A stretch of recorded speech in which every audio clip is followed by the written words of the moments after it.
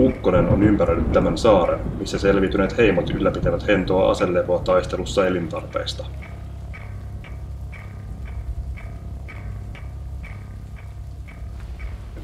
Ne asuvat menneen sivilisaation raunioissa ja hyödyntävät kaiken käytetyn parantaakseen jäljellä olevaa maailmansa.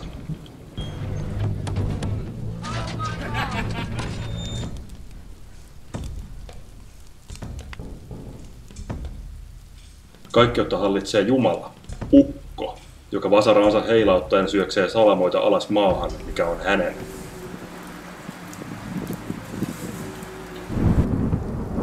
Miellyttääkseen Ukkoa, heimojen on pantava pyhää juomaa tarjoltavaksi vakkajuhlia.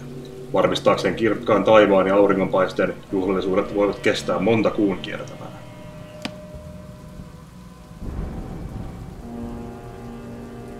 Heimojen elämä on miellyttävää, mutta heidän maailmansa on pieni. Viestit jäävät kuulumattomiin, he ovat yksin. Horisontissa pauhaava laantumaton myrsky pitää heitä vankinaan.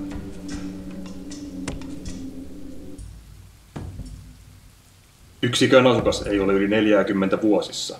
Ajan mittaa pakotettu läheisyys sekä jatkuva juhlinta on liikaa heidän sieluille. Kun olosuhteet käyvät sietämättömiksi, hän suuntaa pohjoiseen.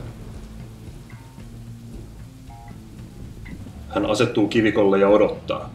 Meri vie kulkijan iäisyyteen. Ja näin on kohtalo kaikkien, jotka täällä asuvat.